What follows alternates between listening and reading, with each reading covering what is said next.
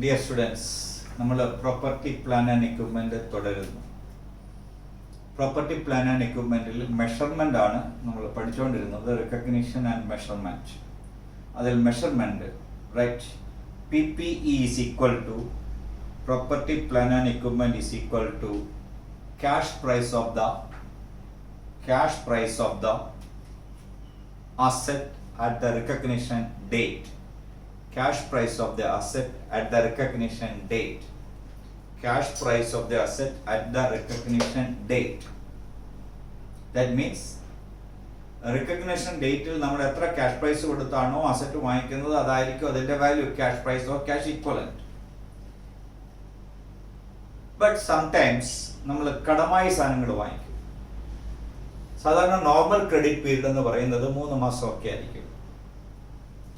അപ്പോൾ പ്രത്യേകിച്ച് cash prize എത്രയാണോ ആ പ്രൈസിൽ തന്നെ ആയിരിക്കും അസറ്റ് തരിക. If payment is extended to a future day, sometimes ഈ ഹയർ പർച്ചേസ് പോലെയൊക്കെ ആണെങ്കിൽ നമ്മൾ 3-4 വർഷം കഴിഞ്ഞായിരിക്കും പേയ്മെന്റ് കൊടുക്കുന്നത്. ഇൻസ്റ്റാൾമെന്റ് ആയിട്ടായിരിക്കും പേയ്മെന്റ് നടത്തുന്നത്. അപ്പോൾ നിങ്ങളുടെ പേയ്മെന്റ് ടേം അനുസരിച്ച് പേയ്മെന്റ് ഡെഫർ ചെയ്യുകയാണെങ്കിൽ നമ്മൾ കൂടുതൽ പ്രൈസ് കൊടുക്കേണ്ടി വരും. അപ്പോൾ 5 ലക്ഷം രൂപയ്ക്ക് ഞാനൊരു സാധനം വാങ്ങിക്കുന്നു, യൂഷ്വലി എനിക്ക് കടമായിട്ടേ തരാവുള്ളൂ എന്ന് ഞാൻ പറഞ്ഞിരുന്നു. അപ്പോൾ നിങ്ങൾ അല്ലെങ്കിൽ എനിക്ക് തരുന്നത് കടമായിട്ടായിരിക്കാം.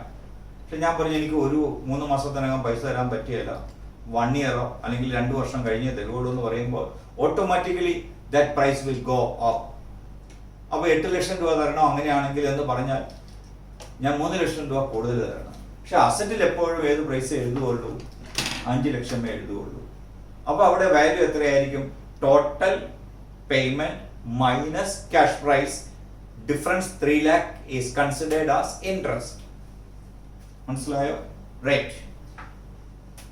If payment is deferred beyond the normal credit terms, if payment is deferred beyond normal credit terms,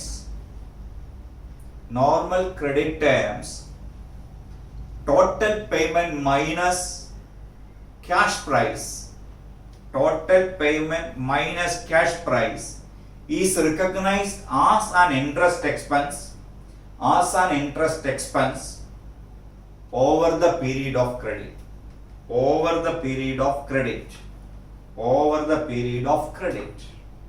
Am I right? അപ്പോൾ എപ്പോഴും ഡെഫേർഡ് പേയ്മെന്റ് ആണെങ്കിൽ കൂടുതൽ നടത്തുന്ന പേയ്മെന്റ് എന്തായിട്ട് കൺസിഡർ ചെയ്യും? ഇൻട്രസ്റ്റ് എക്സ്പെൻസ് ആയി കൺസിഡർ ചെയ്യും. അത് മോർ ദാൻ 1 ഇയർ ആണെങ്കിൽ നമ്മൾ പ്രൊപ്പോർഷനേറ്റ് അനുസരിച്ച് ആ ഇയറിന്റെ പ്രൊപ്പോർഷനേറ്റ് അനുസരിച്ച് ഇൻട്രസ്റ്റ് ഡെഫർ ചെയ്ത് P&L അക്കൗണ്ടിലേക്ക് ട്രാൻസ്ഫർ ചെയ്യും. Okay, so the difference is considered as interest expense and that is charged to the P&L account. So PPE is valued at cash price only. PPE is initially valued at its cash price only. ഇത് നമ്മൾ സാധാരണ കടമായിട്ടോ cash ആയിട്ടോ വാങ്ങിക്കുമ്പോൾ asset എപ്പോഴും cash പ്രൈസിലേ എഴുതാവുള്ളൂ എന്നാണ് ഞാൻ പറഞ്ഞു തന്നത്. സംടൈംസ് നമ്മൾ ഒരു അസറ്റ് കൊടുത്തിട്ട് മറ്റൊരു അസറ്റ് വാങ്ങിക്കും, അസറ്റ് എക്സ്ചേഞ്ച് ചെയ്യും. യൂഷ്വലി ക്യാഷ് ആയിരിക്കും, മോണിറ്ററി അസറ്റ് ആയിരിക്കും കൊടുക്കുന്നത്. എന്താ നിങ്ങൾ മോണിറ്ററി അസറ്റ് എന്ന് പറഞ്ഞാൽ? What is monetary asset? Value fixed ആയിട്ടുള്ളതിനെയാണ് മോണിറ്ററി എന്ന് പറയുന്നത്. വാല്യൂ ഫിക്സഡ് അല്ല, ചേഞ്ച് ചെയ്യുന്നതാണ് എങ്കിൽ അതിനെ നോൺ മോണിറ്ററി അസറ്റ് എന്ന് പറയും. Cash, trade receivables, bills receivables ഇതെല്ലാം monetary assets. Value is fixed, value will not change. But investment, property plan and equipment, machinery, that values will change. So that is called a non monetary asset. അപ്പൊ ഞാനൊരു monetary asset ഒരു non monetary asset വാങ്ങിച്ചിട്ട് ഞാൻ വേറൊരു non monetary asset ഉപേക്ഷിക്കുകയാണെങ്കിൽ barter ട്രാൻസാക്ഷനിൽ ചിലപ്പോൾ അത് മോണിറ്ററി നോൺ മോണിറ്ററിയും കൂടെ തന്നിട്ടായിരിക്കാം ഞാൻ വേറൊരു നോൺ മോണിറ്ററി അസറ്റ് ഉപേക്ഷിക്കുന്നത്. Anyway in exchange of asset, ഇവിടെ ഞാൻ എഴുതിയിട്ടുണ്ട് exchange of asset. That means in barter ട്രാൻസാക്ഷനിൽ എന്താ നടക്കുക? ഒരു അസറ്റ് റിസീവ് ചെയ്യും, മറ്റൊരു അസറ്റ് ഗിവൺ അപ്പ് ആയിരിക്കും. ഒരു എൻറ്റിറ്റി ഒരു അസറ്റ് റിസീവ് ചെയ്യുന്ന സമയത്ത് ഒരു അസറ്റ് ഗിവൺ അപ്പ് ആയിരിക്കും. ആലോചിക്കൂ, നിങ്ങളുടെ ഒരു ബിസിനസ് അല്ലെങ്കിൽ നമ്മുടെ ബിസിനസ്സിൽ നമ്മൾ ഒരു അസറ്റ് കൊടുത്തിട്ട്, നമ്മുടെ ലാൻഡ് കൊടുത്തിട്ട് പ്ലാന്റ് ആൻഡ് മെഷീനറി അക്വയർ ചെയ്യുന്നു. ഇതിൽ ഏത് വാല്യൂവിലായിരിക്കും നിങ്ങളുടെ പ്രോപ്പർട്ടി പ്ലാന്റ് ആൻഡ് എക്വിപ്മെന്റ് എഴുതുക. എന്താ നമ്മൾ വാങ്ങിച്ച അസറ്റ്? PPE. ആ PPE നമ്മൾ എന്ത് ചെയ്യണം? റിക്കഗ്നൈസ് ചെയ്യണം. Plant and machinery is to be recognised. Which asset is given up? Land is given up. Am I right? So de-recognize ചെയ്യേണ്ടത് ഏത് അസറ്റ്? Land. So recognized asset is plant and machinery in this case, and land given up is to be de-recognized. In which value it is de-recognized and in which value it is to be recognized.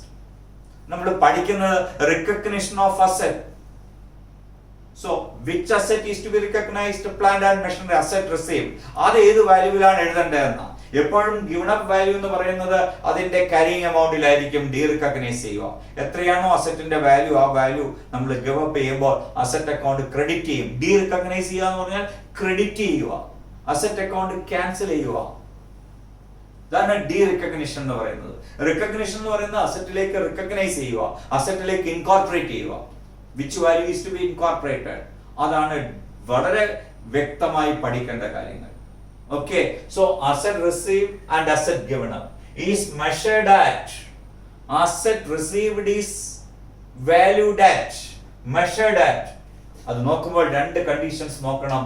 Whether the exchange transaction has commercial substance. Whether the exchange transaction has commercial substance. A new term, commercial substance. What is commercial substance? എന്താണ് commercial substance? You purchased plant and machinery, you give land. ഈ രണ്ട് അസറ്റിനും commercial substance ഉണ്ടെന്ന് പറഞ്ഞാൽ അതിന്റെ cash ഫ്ലോസിൽ എന്തെങ്കിലും change ഉണ്ടോ എന്നാണ് നോക്കേണ്ടത്.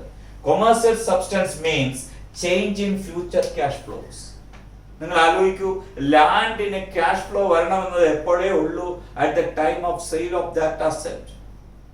ബട്ട് പ്ലാന്റ് ആൻഡ് മെഷീനറിക്ക് അതല്ല. At the date of acquisition, നമ്മൾ after production the inflows will come to the entity. So there is change in cash inflows of these two assets. Definitely the change in cash inflows is clearly evident in this transaction. അപ്പോൾ അതാണ് commercial substance ഉണ്ട്. ഇപ്പൊ നമ്മൾ ഒരു asset കൊടുത്ത് മറ്റൊരു asset വാങ്ങിക്കുമ്പോൾ രണ്ടിന്റെയും ക്യാഷ് ഫ്ലോയിൽ യാതൊരു ചേഞ്ചും ഇല്ല, രണ്ടിന്റെയും ക്യാഷ് ഫ്ലോസ് സെയിം തന്നെയാണ് എങ്കിൽ there is no commercial substance in that case. അപ്പോൾ രണ്ട് അസറ്റുകളുടെ ക്യാഷ് ഫ്ലോസിൽ പ്രകടമായ വ്യത്യാസങ്ങൾ ഉണ്ടെങ്കിൽ അതിനെയാണ് കൊമേഴ്സ്യൽ സബ്സ്റ്റൻസ് ഉണ്ട് എന്ന് ഞാൻ പറയുക. അപ്പോൾ കൊമേഴ്സ്യൽ സബ്സ്റ്റൻസ് ഉണ്ടെങ്കിൽ മാത്രമേ മാർക്കറ്റ് വാല്യൂവിൽ അത് റിഫ്ലക്ട് ചെയ്യുള്ളൂ. അതാണ് ഫെയർ വാല്യൂ എന്ന് പറയുന്നത്. അപ്പോൾ fair value of the asset usually clearly നമുക്ക് റിലയബിൾ ആയിട്ട് മെഷർ ചെയ്യാവുന്നെങ്കിൽ, ഈ രണ്ട് ചോദ്യങ്ങൾക്ക് ഉത്തരമുണ്ടെങ്കിൽ, whether exchange transaction has commercial substance. What is commercial substance? Change in cash flows. If it is evident, then that transaction has commercial substance. നമ്മൾ ഒരു asset കൊടുത്തു മറ്റൊരു asset വാങ്ങിക്കുന്നു, രണ്ടിനും ഒരേ ക്യാഷ് ഫ്ലോസ് ആണെങ്കിൽ there is no commercial substance. രണ്ടിനും രണ്ട് തരത്തിലുള്ള ക്യാഷ് ഫ്ലോസ് ആണെങ്കിൽ കൊമേഴ്സ്യൽ സബ്സ്റ്റൻസ് ഉണ്ട്. വ്യക്തമായോ? ഏതിന് കൂടുതൽ ഏത് കുറവെന്നല്ല. ക്യാഷ് ഫ്ലോസിൽ ഡിഫറൻസ് ഉണ്ടെങ്കിൽ കൊമേഴ്സ്യൽ സബ്സ്റ്റൻസ് ഉണ്ട്, ക്യാഷ് ഫ്ലോസിൽ ചേഞ്ച് ഇല്ല എങ്കിൽ കൊമേഴ്സ്യൽ സബ്സ്റ്റൻസ് ഇല്ല. That point is to be remembered. So first question is whether the exchange transaction has commercial substance. In that case, fair value is reliably measurable. If yes, if no. രണ്ട് ആൻസറേ ഉള്ളൂ, yes or no. If it is no, അതാണ് നമുക്ക് എളുപ്പം മനസ്സിലാക്കാവുന്നത്. In this case, PPEs, അതായത് asset received is equal to carrying amount of asset given up. Carrying amount means book value of the asset given up. ലാൻഡിന്റെ value, book value 10 ലക്ഷമാണെന്ന് വിചാരിക്കൂ. Plant and machinery വാങ്ങിച്ചു, പക്ഷെ നമ്മൾ record ചെയ്യുന്നത് plant and machinery ഡെറ്റ് at carrying amount the asset given up. Plant and machinery 25 lakhsനാ വാങ്ങിച്ചിരിക്കുന്നത്, പക്ഷെ ക്യാരിങ് എമൗണ്ട് എത്രയേ ഉള്ളൂ? ലാൻഡിന്റെ 10 lakhs ഉള്ളൂ. നമ്മൾ എഴുതുമ്പോൾ land plant and machinery account debtor ആ 10 lakhsലേ വാല്യൂ ആവുള്ളൂ എന്ന് പറയുന്നത്. Plant and machinery account debtor 10 lakhs to land 10 lakhs. ബാക്കി profit on exchange of land എന്നുള്ള അക്കൗണ്ടിലേക്ക് മാറ്റണം, P&L അക്കൗണ്ടിലേക്ക് മാറ്റണം. എൻട്രി ഒന്നും പഠിക്കാനില്ലെങ്കിൽ ഞാൻ പറഞ്ഞു തന്നേ ഉള്ളൂ. ഓക്കെ, അപ്പം commercial substance ഇല്ലാത്ത കേസിൽ asset received is always valued at carrying amount of the asset given up. Remember that point. Commercial substance ഇല്ലാത്ത transactionil, clear? Asset received is valued at the amount of asset given up. Here the asset given up is, in our example, land is the asset given up, plant and machinery is the value of asset received. Plant and machinery is the asset received. So asset received is debited, plant and machinery account is debited with which value? The value of carrying amount of asset given up. Carrying amount is the book value of the asset given up. Am I right? Clear? Then if the answer is yes, that means the exchange transaction has commercial substance. Their cash inflows are different. Varying cash flows in these two assets. In that case, that asset has commercial substance. And if it is yes, then remember the fair value of the asset received is clearly evident. Next question. If it is yes, another question arises. Whether the fair value of the asset received is clearly evident. Yes, then PE is equal to value of asset received, plant and machinery is equal to fair value of the asset received. Not the book value, fair value, the market value of the asset received is to be debited to PPE. Okay, suppose the fair value of plant and machinery is equal to 20 lakhs and the book value of the land is only 10 lakhs. Which amount is to be debited? PPE account debtor 10 lakhs. PPE's account debtor 20 lakhs. Fair value of the asset received is debited. To land account, carrying amount of land 10 lakhs, that is derecognized. The difference 10 lakh is transferred to P&L account. Profit on exchange transaction. The entry is PPE debtor. Which value? Fair value of plant and machinery. How much it is? 20 lakhs.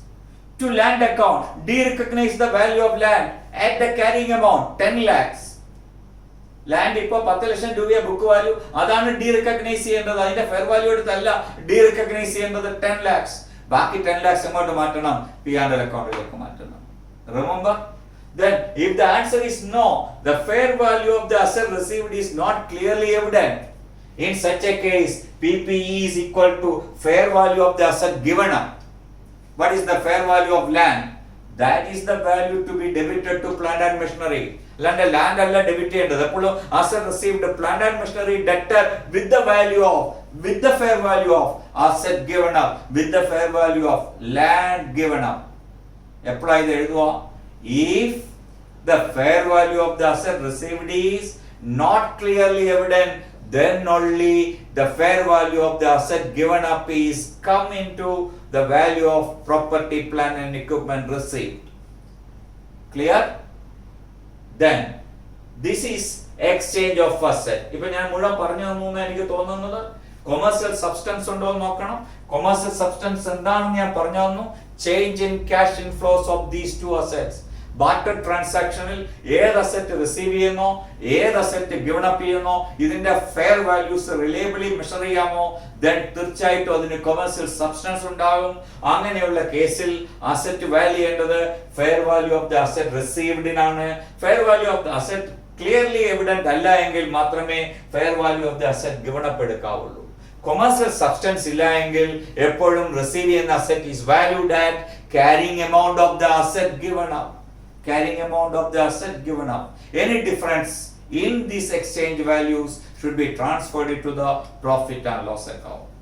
So that is about the exchange of assets. ഇതുകൊണ്ട് measurement എന്നുള്ള എൻ്റെ first recognition criteria തീർന്നിരിക്കുക.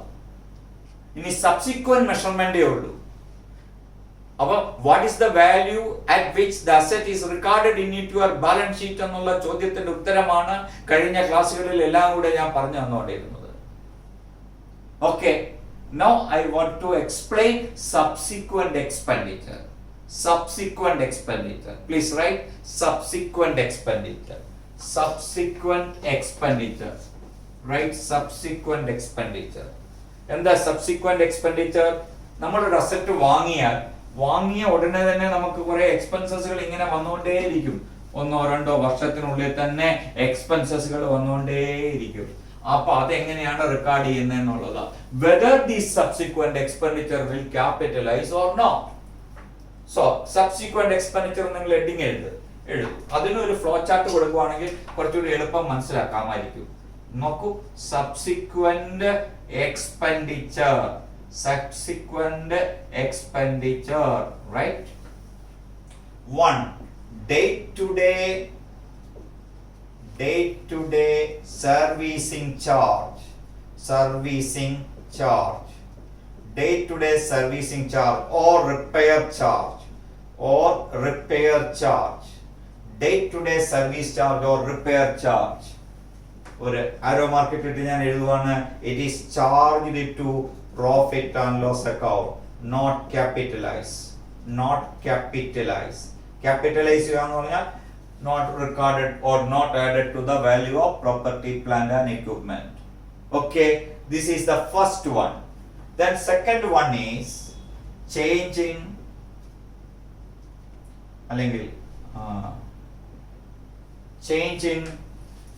major replacement of major component. Change in major component അല്ലെങ്കിൽ replacement, that is apt word. Replacement in major components,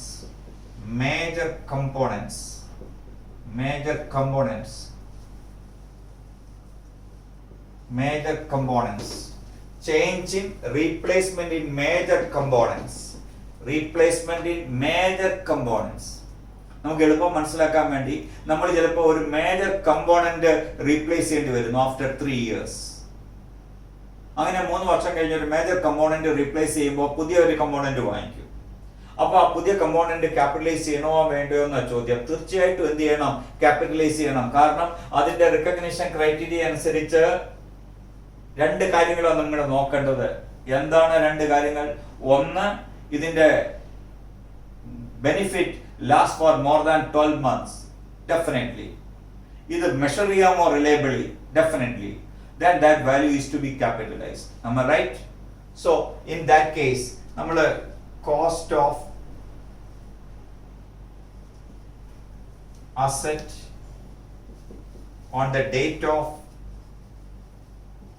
replacement, cost of asset on the date of replacement, അതായത് നമ്മൾ ഏത് അസറ്റിന്റെ ഒരു പാർട്ടാണ്, ഒരു component ആണ് replace ചെയ്യുന്നത്, ആ അസറ്റിന് റീപ്ലേസ്മെന്റ് ഡേറ്റിലുള്ള കോസ്റ്റ് എത്രയാണോ അത് എഴുതി. And cost of asset replaced, replace ചെയ്യുന്ന അസറ്റിന്റെ കോസ്റ്റ് ആഡ് ചെയ്തു, ലെസ്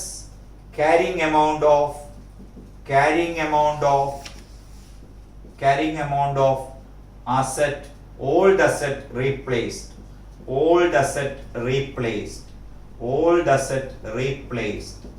അത് നമ്മൾ മൈനസ് ചെയ്തു. ബാക്കി വരുന്നതാണ് ടോട്ടൽ വാല്യൂ ഓഫ് PPE. നമ്മൾ എന്താ പഠിച്ചുകൊണ്ടിരിക്കുന്നത്? സബ്സിക്വന്റ് എക്സ്പെൻഡിച്ചറിലെ replacement of an old component after 2 or 3 years. In that case, എന്താണോ ഏത് ഡേറ്റിലാണോ നിങ്ങൾ ആ ഓൾഡ് കമ്പോണന്റ് റീപ്ലേസ് ചെയ്തത്, ആ ഡേറ്റിലുള്ള അസറ്റിന്റെ വാല്യൂവിന്റെ കൂട്ടത്തിൽ പുതിയ റീപ്ലേസ്ഡ് അസറ്റിന്റെ വാല്യൂ ആഡ് ചെയ്യണം. എന്നിട്ട് എന്ത് ചെയ്യണം? Carrying amount of the asset replaced minus ചെയ്യണം. ഒരു ചെറിയ എക്സാമ്പിൾ ഞാൻ പറയാം. ഒരു കാർ വാങ്ങിക്കുമ്പോൾ 10 ലക്ഷം രൂപയായെന്ന് വിചാരിക്കുക. മനസ്സിലാക്കാൻ വേണ്ടി പറഞ്ഞു തരുക. ഈ കാറിന് പല കമ്പോണന്റാ, ഞാൻ എല്ലാം കൂടി എഴുതുന്നില്ല, ഒരുപാട് കമ്പോണന്റ് ഉണ്ടെന്ന് നിങ്ങൾക്ക് അറിയാം. അതിൽ എഞ്ചിന്റെ വില 6 ലക്ഷമാ, 6 lakhs. ടയർ ഉണ്ട്, മേജർ കമ്പോണന്റ്. ടയറിന്റെ വാല്യൂ നമുക്ക് ഒരു 1 lakh കൊടുക്കാം. ബാക്കി എല്ലാം കൂടി, ബാക്കി എല്ലാ അസറ്റിന്റെ ബാക്കി പാർട്സ് എല്ലാം കൂടെ കൂട്ടി, അതിന്റെ ബാക്കി പാർട്സ് എന്ന് പറയുന്ന എഞ്ചിനുള്ള ടയറും അല്ലാത്ത എല്ലാ പാർട്സും കൂടെ കൂട്ടി ഞാൻ അതർ പാർട്സ് എന്ന് എഴുതിയാണ്. അത് 3 lakhs വരുമെന്ന് വിചാരിക്കുക. So the total value comes to 10 lakhs. Am I right? ശരിയല്ലേ? ടയറിന്റെ വാല്യൂ എത്രയാ? 1 lakh. ടയറിന്റെ ലൈഫ് ടൈം 4 years ആണെന്ന് വിചാരിക്കൂ. എഞ്ചിന്റെ ലൈഫ് ടൈം 10 years. ടയറിന്റെ അതർ പാർട്സിന്റെ എല്ലാം 6 years, 7 years അല്ലെങ്കിൽ 8 years. എനിവേ ഞാൻ അതൊന്നും കൂടുതൽ ഡീറ്റെയിൽ ആയിട്ട് പറയാൻ പോകുന്നില്ല. 3 വർഷം കഴിഞ്ഞു, ആഫ്റ്റർ 3 years. അപ്പൊ ഇതിനെല്ലാം ഡിപ്രീസിയേഷൻ വന്നുകൊണ്ടിരിക്കും. ആ ഡിപ്രീസിയേഷൻ എല്ലാം നമ്മൾ എഴുതിക്കൊണ്ടിരിക്കും. അങ്ങനെ കാരിങ് എമൗണ്ട് കാൽക്കുലേറ്റ് ചെയ്തുകൊണ്ടിരിക്കും. അപ്പൊ അത് എത്രയാണോ അതാണ് cost of the asset. Cost of the car on the date of replacement അതൊരു എക്സൈഡ് ഞാൻ എടുത്തു. അതിന്റെ കൂടെ ടയർ മാറി. ടയറിന് 1 lakh എന്നുള്ള 1,20,000 ആയി. 1,20,000 ഞാൻ ആഡ് ചെയ്തു. Then carrying amount of the old asset replaced. ടയറിന്റെ carrying amount after 3 years I am going to replace the car. Okay. അപ്പോൾ നമ്മൾ നോക്കുമ്പോൾ 1 lakh അതിന്റെ ലൈഫ് ടൈം 4 years ആണ് വിചാരിക്കൂ ടയറിന്റെ. അപ്പോൾ 4 years കൊണ്ട് ഡിവൈഡ് ചെയ്താൽ 25,000 ഡിപ്രീസിയേഷൻ കിട്ടും ഒരു ഇയറിലെ. അപ്പോൾ carrying amount after 3 years എത്ര വരും? After 3 years 1 lakh minus 25,000 into 3, am I right? എത്ര വരും? 75,000. That comes to 20,000. So 25,000 is the carrying amount of tire after 3 years. 1 ലക്ഷം രൂപയ്ക്ക് വാങ്ങിച്ച ടയറിന് 25,000 രൂപ ഫസ്റ്റ് ഇയറിൽ ഡിപ്രീസിയേറ്റ് ചെയ്തു. സെക്കൻഡ് ഇയറിൽ 25,000.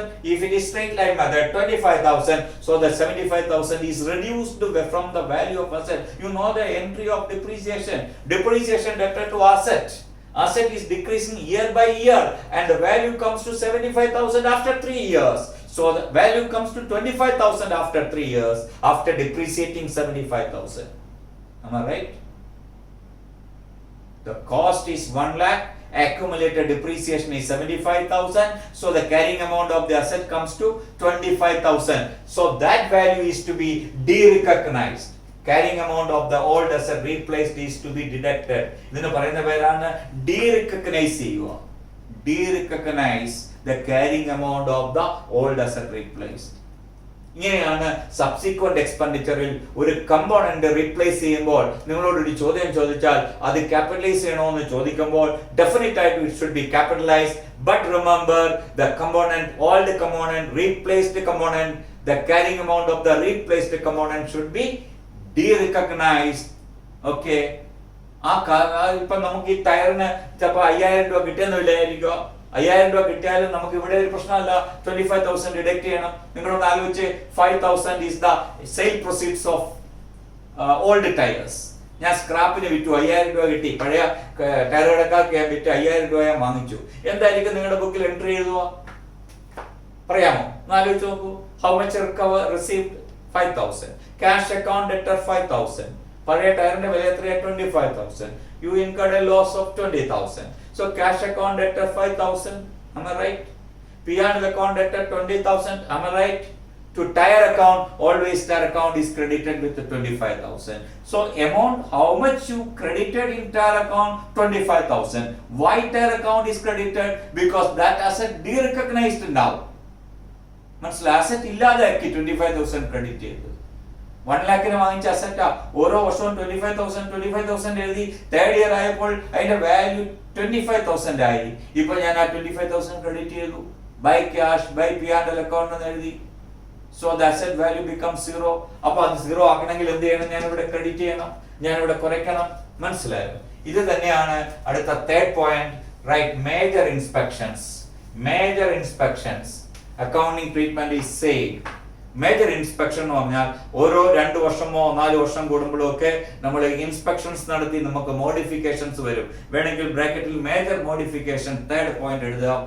അപ്പൊ നമ്മൾ ആദ്യത്തെ 2 വർഷം കഴിഞ്ഞപ്പോൾ ഒരു ഇൻസ്പെക്ഷൻ നടത്തി, ഒരു മോഡിഫിക്കേഷൻ നടത്തി, 1 ലക്ഷം രൂപയുടെ അസറ്റ് നമ്മൾ റീപ്ലേസ് ചെയ്യേണ്ടി വന്നു. ആഫ്റ്റർ 3 years നമ്മൾ വീണ്ടും മോഡിഫിക്കേഷൻ നടത്തിയപ്പോൾ ആ 1 lakhന്റെ വാല്യൂ ഓഫ് അസറ്റ് നമുക്ക് എന്ത് ചെയ്യേണ്ടി വന്നു? കളയേണ്ടി വന്നു. പുതിയൊരു അസറ്റ് വാങ്ങിക്കേണ്ടി വന്നു. അപ്പൊ പുതിയതായിട്ട് വന്ന അസറ്റിനെ നമ്മൾ എന്ത് ചെയ്യും? ക്യാപിറ്റലൈസ് ചെയ്യും. ഈ പഴയ മോഡിഫിക്കേഷൻ നടത്തിയ 1 lakh അതിന്റെ കാരിങ് എമൗണ്ടിൽ എന്ത് ചെയ്യും? നമ്മൾ ഡി-റിക്കഗ്നൈസ് ചെയ്യും. അപ്പൊ അവിടെ ഇതുപോലെ തന്നെ എഴുതും. Cost of the asset on the date of replacement, cost of the modification add ചെയ്യും. Then cost of the old modification നമ്മൾ എന്ത് ചെയ്യും? ഡിഡക്ട് ചെയ്യും. ഇനി ഓൾഡ് മോഡിഫിക്കേഷന്റെ വാല്യൂ അറിയാൻ മേലെങ്കിൽ എങ്ങനെ ചെയ്യുക എന്നൊക്കെ ഉള്ളത് കുറച്ചുകൂടി അഡ്വാൻസ്ഡ് ആണ്. അത് ഞാൻ പറഞ്ഞുതരാൻ ഇപ്പൊ ഉദ്ദേശിക്കുന്നില്ല. അതിന്റെ ആവശ്യം ഞാൻ നോക്കുന്നത് ടെക്സ്റ്റ് ബുക്കിൽ കണ്ടില്ല. നമ്മൾ അതിന്റെ വാല്യൂ വേണമെങ്കിൽ ഇപ്പോഴത്തെ വാല്യൂ വെച്ച് ഡിസ്കൗണ്ടഡ് ക്യാഷ് ഫ്ലോ മെത്തേഡിൽ അന്നത്തെ വാല്യൂവിലേക്ക് കൊണ്ടുവരാനൊക്കെ സാധിക്കും. അതിലേക്കൊന്നും ഞാൻ പോകുന്നില്ല. ഓക്കെ, ഇതാണ് subsequent expenditure. Now write the heading subsequent measurement. Subsequent measurement, that is the third stage, third alla fourth stage, subsequent measurement. Subsequent measurement, subsequent measurement, subsequent measurement, subsequent measurement, subsequent measurement. എന്താണ് subsequent measurement ഉദ്ദേശിക്കുന്നത്? Subsequent measurement എന്ന് ഉദ്ദേശിക്കുന്നത് എന്താണ്? Subsequent measurement means how much is to be recognized in the next balance sheet. All of you know, the initial balance sheet we are recognized it a cost, but in second stage, how much is recognized in your next balance sheet? That called a subsequent measurement. Subsequent measurement. Right? An enterprise should choose. An enterprise should choose. An enterprise should choose. ഇതൊരു choose ചെയ്യാന്ന് പറഞ്ഞ ഓപ്ഷനാണ്. There are two models. First model, either cost model, either cost model or revaluation model, either cost model or revaluation model, either cost model. Right? Cost model means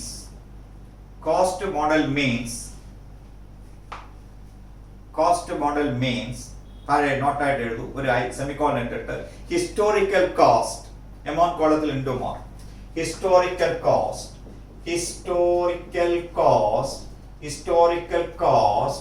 അതായത് നമ്മൾ recognise ചെയ്ത value less accumulated depreciation നമ്മൾ എന്നാണോ നമ്മുടെ next balance ഷീറ്റിൽ എഴുതേണ്ടത് അന്ന് വരെയുള്ള അക്യുമുലേറ്റഡ് ഡിപ്രീസിയേഷൻ കുറയ്ക്കുന്നു. ഇതാണ് historical cost less accumulated depreciation. ഇനി ഇതിൽ നിന്ന് ചില ബുക്കിൽ ഇമ്പയർമെന്റ് ഓഫ് ലോസ് എന്നും പറഞ്ഞ് കാണിക്കുന്നുണ്ട്. ബട്ട് നമുക്കത് സ്റ്റഡി ചെയ്യേണ്ടത് ഫൈനൽ സ്റ്റേജിലേ ഉള്ളൂ. അതുകൊണ്ട് ഞാൻ അതിലേക്ക് പോകുന്നില്ല. ഇതാണ് ഹിസ്റ്റോറിക്കൽ കോസ്റ്റ് അഥവാ കോസ്റ്റ് മോഡൽ എന്ന് ഉദ്ദേശിക്കുന്നത്. Okay, right. Revaluation model. Second, revaluation model. Revaluation model means bringing the assets at market value. Bringing the asset at market value. Bringing the asset at market value.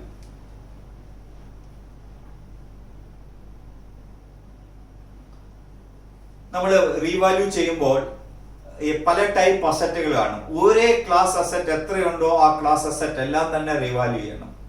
Revalue ചെയ്യുന്ന എപ്പോഴാ? സ്വാഭാവികമായും market value കൂടുന്ന അസറ്റുകളാണ് revaluation model adopt ചെയ്യുക. ഇത് നമുക്ക് ഓപ്ഷനാണെന്ന് ഞാൻ പറഞ്ഞു. നമുക്ക് വേണമെങ്കിൽ എടുക്കാം, വേണ്ടെങ്കിൽ വേണ്ട. ഇല്ലെങ്കിൽ നമുക്ക് കോസ്റ്റ് മോഡലിലേക്ക് തന്നെ പോകാം. ഇപ്പൊ റീവാലുവേഷൻ മോഡൽ മാർക്കറ്റ് വാല്യൂ കൂടുന്ന അസറ്റുകളാണ് സ്വാഭാവികമായും എടുക്കുക. അപ്പൊ അങ്ങനെ അതാണ് bringing the value at market value എന്ന് പറയുന്നത്. Bringing the assets at market value എന്ന് ഞാൻ പറഞ്ഞത്.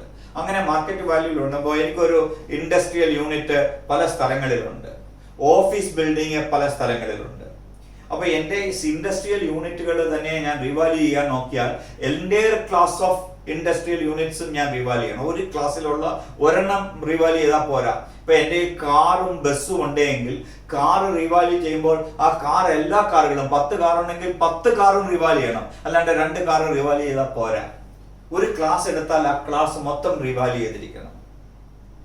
മനസ്സിലായോ? അപ്പൊ ഇൻഡസ്ട്രിയൽ അണ്ടർടേക്കിംഗ്, ഇൻഡസ്ട്രിയൽ ബിൽഡിംഗും ഓഫീസ് ബിൽഡിംഗും ഉണ്ട്. ബിൽഡിംഗ് ക്ലാസ് ആണത്. പക്ഷെ 2 ക്ലാസ്സിലായിട്ട് എനിക്ക് അതിനെ ക്ലാസിഫൈ ചെയ്യാം. കാരണം ഇൻഡസ്ട്രിയൽ ബിൽഡിങ്ങിന്റെ പർപ്പസ് അല്ല ഓഫീസ് ബിൽഡിങ്ങിന്റെ പർപ്പസ്.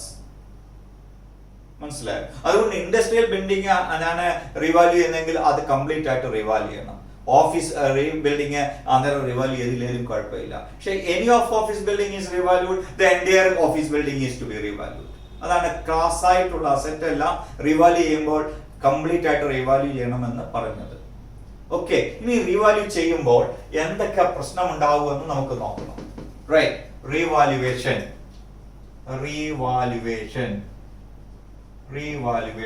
ഇത് ഒരു ഫ്ലോ ചാർട്ട് ആണ്. ഇത് എഴുതണം. First time revalued, first time revalued. ഇവിടെ first time revalued, first time. ഇത് first time revalued upward, first time revalued upward. upward. First time revalued upward. Upward എന്ന് പറഞ്ഞാൽ എന്താ? അസറ്റിന്റെ വാല്യൂ കൂടിയോ നോക്കണം. Asset first time revalued upward. ഇത് first time revalued downward. Downward. മനസ്സിലാക്കണം. First time revalued upward means 100 rupee value ഉള്ള asset 110 ആയി മാറി. 100 now changed it to 110. How much increased? 10. What is the entry? Fixed asset account debtor. Fixed asset account debtor to revaluation reserve. 10. Fixed asset account debtor to revaluation reserve. Not charged to the, not credited to the P&L account. Revaluation reserve, you know, it is a specific reserve. It is always coming at the time of, as per AS 10, first time asset revalued upward. The difference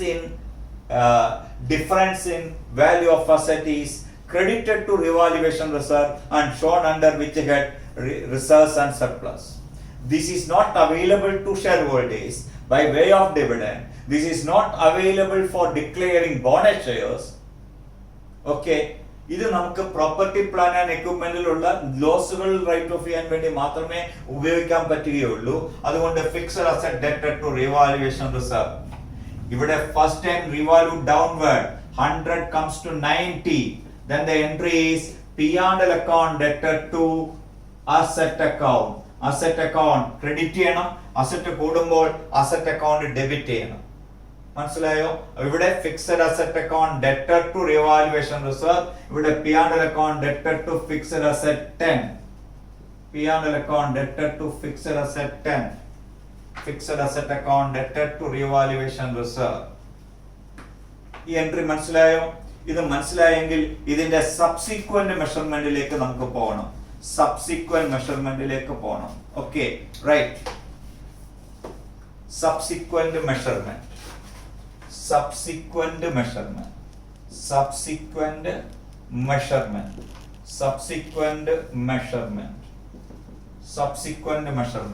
ഇതിനെ പറ്റി തന്നെ നമുക്ക് നോക്കാം. First time revalue ചെയ്തതിനെ പറ്റി തന്നെ നോക്കാം. ഇങ്ങോട്ട് വരുക. ഇങ്ങോട്ട് വന്നിട്ട് രണ്ട് രീതിയിൽ വരാം. ഒന്ന് അപ്വേർഡ് വരാം. അപ്വേർഡ് എന്ന് പറഞ്ഞാൽ ഇപ്പൊ എത്രയാ? 110 വാല്യൂ. അസറ്റിന്റെ വാല്യൂ 110. 100 comes to 110. 110 എന്ന് പറയുന്നത് 125 ആയെന്ന് വിചാരിക്കുക. 110 comes to 125. Again increase. അപ്പോൾ എൻട്രി എങ്ങനെ എഴുതും? ഫിക്സഡ് അസറ്റ് അക്കൗണ്ട് ഡെറ്റഡ് to revaluation reserve. How much? 15. Revaluation reserve 15. So first time revalued upward, entry revaluation reserve will credit to you. Second time again it is revalued upward, then again the credit is given to revaluation reserve. But revaluation reserve will 25 to be shown in income reserves and surplus. If it is downward, subsequent revaluation downward ആണ്. 110 എന്നുള്ളത് 80 ആയിട്ട് മാറി. 30 decreased. അപ്പൊ നമ്മൾ എന്ത് ചെയ്യും? ആദ്യമേ revaluation reserve എത്ര ഉണ്ടെന്ന് നോക്കണം. റീവാലുവേഷൻ റിസർവ് അക്കൗണ്ടിൽ എത്ര കിടപ്പുണ്ട്? 10. അത് നമ്മൾ റൈറ്റ് ഡൗൺ ചെയ്യണം. ഈ റീവാലുവേഷൻ റിസർവിനെ ഇല്ലാതാക്കണം. Then again loss P&L അക്കൗണ്ടിൽ ഡെബിറ്റ് ചെയ്യുക. How much? 20 to asset. എത്ര എഴുതണം? 30. അസറ്റ് അക്കൗണ്ടിൽ എത്ര കുറയണം? 30 കുറഞ്ഞാലേ എത്രയായിട്ട് മാറുകയുള്ളൂ? അസറ്റിന്റെ വാല്യൂ 80 ആയിട്ട് മാറുകയുള്ളൂ. 110 30 കുറയണം. ആ 30 കുറഞ്ഞപ്പോൾ റിവാലുവേഷൻ റിസർവിൽ 10 ഞാൻ എഴുതി, P&L അക്കൗണ്ടിൽ 20 എഴുതി, ടു അസറ്റ് അക്കൗണ്ടിൽ 30 എഴുതി. Am I right? ഇവിടെയും ഇതുപോലെ തന്നെ വരും. ഇവിടെയും ഇതുപോലെ തന്നെ രണ്ടായിട്ട് വരും. ഒന്ന് അപ്വേർഡ്. ഇപ്പൊ എത്രയാ? 90. ആ 90 എത്രയായി മാറി? 110 ആയി മാറി എന്ന് വിചാരിക്കോ. എത്ര കൂടി? 20 rupees കൂടി. Am I right? അപ്പൊ എൻട്രി എങ്ങനെ വരും? നമ്മുടെ P&L അക്കൗണ്ടിൽ ഒരു 10 കിടപ്പുണ്ട് ഇല്ലേ? അപ്പൊ അസറ്റ് അപ്വേർഡ്, അസറ്റിന്റെ വാല്യൂ കൂടണം. അപ്പൊ എൻട്രി എങ്ങനെ വരും?